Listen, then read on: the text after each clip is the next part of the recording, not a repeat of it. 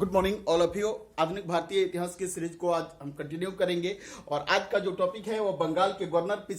पिछली क्लासों में हम लोगों ने देखा था कि किस तरह से गवर्नर जनरल का पोस्ट बदलकर बंगाल के गवर्नर जनरल के पोस्ट का नाम बदलकर गवर्नर जनरल ऑफ बंगाल कर दिया गया और उसके बाद से पुनः बंगाल के गवर्नर जनरल ऑफ बंगाल का पोस्ट के नाम बदलकर इसे गवर्नर जनरल ऑफ इंडिया और वायसराय कर दिया गया। इसके विषय में हम लोगों ने डिस्क्रिप्टिव लुक से इसके अगली क्लास में हम लोगों ने पढ़ लिया है। आज बंगाल के गवर्नर जनरल पढ़ेंगे और अगली क्लास में हम गवर्नर जनरल ऑफ बंगाल पढ़ेंगे, उसके बाद से गवर्नर जनरल ऑफ इंडिया, उसके बाद वायसराय पढ़ेंगे।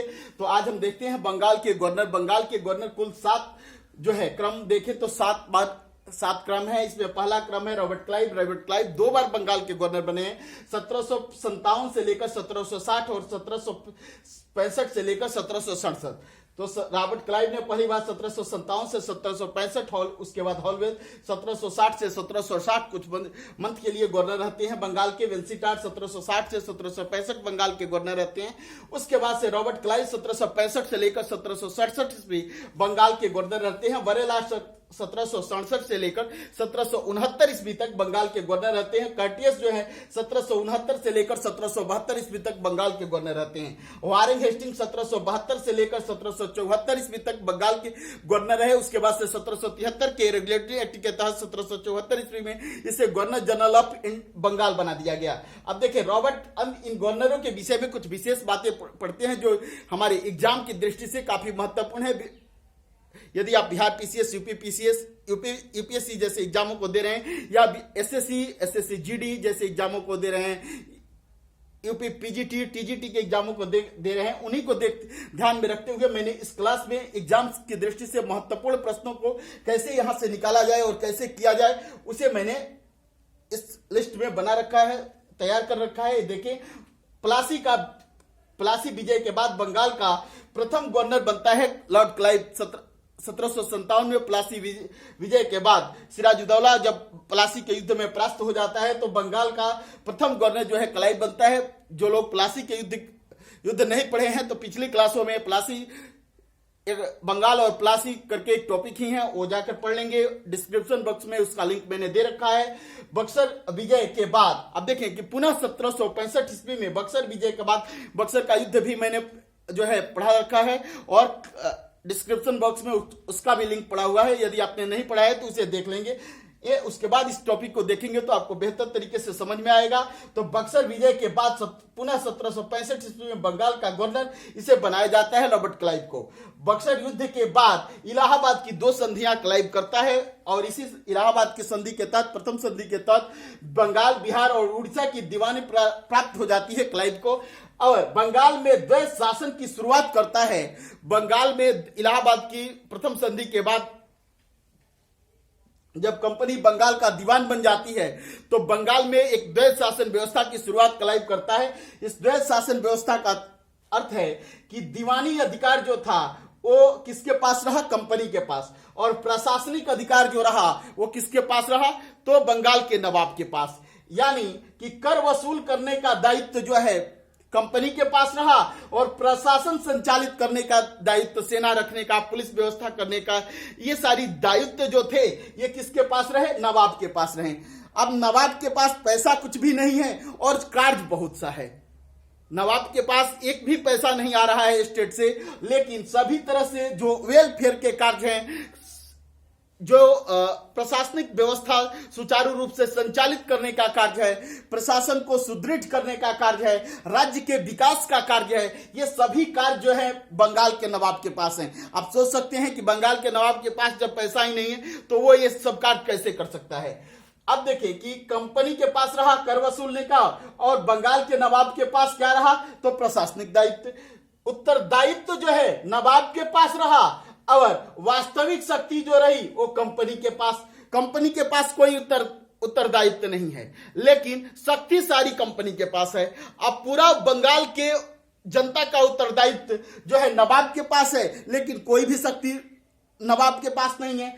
इसी व्यवस्था को इतिहास में क्लाइव द्वारा इस स्थापित व्यवस्था को बंगाल में द्वैत शासन व्यवस्था के नाम से जानते हैं। द्वैत शासन का प्रारंभ 1765 ईस्वी में बंगाल के गवर्नर क्लाइव ने किया था और इस व्यवस्था की समाप्ति 1773 ईस्वी में जो है वारेन हेस्टिंग ने किया। क्लियर हुआ?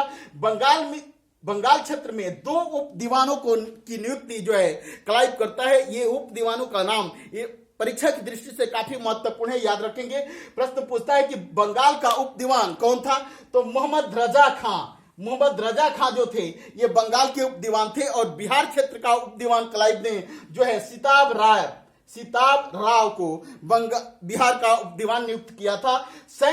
सैनिकों को उपहार देना और दोहरा भत्ता देना बंद कर दिया क्लाइव ने एक सुधार किया। सैनिकों को जो उपहार दिए जाते थे उसे बंद कर दिया, और जो दोहरा भत्ता मिलता था किसी कार्य के लिए, किसी जो है क्लिष्ट कार्य के लिए, कठिन कार्य के लिए जो दोहरा भत्ता मिलता था, इसे भी बंद कर दिया क्लाइव ने। अब देखिए, क्लाइव जो है भारत के साथ बहुत सारे अत्याचार किए हैं, बहुत भारत की जनता के साथ, भारतीय व्यवस्था के साथ इसने जो दुराचार किया, इसका परिणाम इसे भुगतना पड़ा। ब्रिटेन जाकर ऐसी परिस्थिति पैदा हो गई इसके सामने कि इसे आत्महत्या करना पड़ा, अपने जीवन का त्याग इसे आत्महत्या करके करना पड़ा था। अब देखें कि हॉलवेल के विषय में जानते हैं। जब हम सिराजुद्दौला को पढ़ रहे थे और सिराजुद्दौला द्वारा प्रथम आक्रमण जो था वो कलकत्ता स्थित अंग्रेजों की कोठी पर किया गया, और वहां से अंग्रेजों को भागने के लिए मजबूर कर दिया सिराजुद्दौला ने, और वहां से कुछ अंग्रेजों को 146 अंग्रेजों को बंदी बनाकर लाकर एक छोटे से कमरे में डाल देता है। 18x14 के इस कमरे में जब सुबह खोला जाता है तो हॉलवेल ने इस घटना को काफी तुल दिया। इसे इतिहास में ब्लैक होल की घटना या काली कोठरी की घटना के नाम से जानते हैं, और इसमें से मात्र 23 लोग जिंदा बचे थे 146 लोगों में। इस घटना को उजागर करने का काम भी हॉलवेल ने ही किया था और किसी दूसरे का कार्य नहीं था। यह घटना सत्य है या असत्य, इस पर भी संदेह है, लेकिन इस घटना को काफी तुल दिया था हॉलवेल। इसीलिए हॉलवेल इतिहास में जाने जाते हैं। परीक्षा के दृष्टि से भी हॉलवेल का नाम महत्वपूर्ण है ब्लैक होल की घटना उजागर करने के कारण। अब देखिए, वेल्सी टाट 1760 से 1765 ईस्वी में बंगाल के गवर्नर रहते हैं। इसी के समय में बक्सर का युद्ध हुआ था। पिछली क्लासों में हम लोगों ने बक्सर के युद्ध को भी पढ़ रखा था। जो स्टूडेंट इस क्लास को नहीं पढ़े हैं, डिस्क्रिप्शन बॉक्स में इस क्लास का लिंक दे रखा है मैंने, जाकर पहले इस क्लास को पढ़ेंगे, प्लासी के युद्ध को पढ़ेंगे, तो यह टॉपिक उन्हें आसानी से बेहतर तरीके से समझ में आएगा।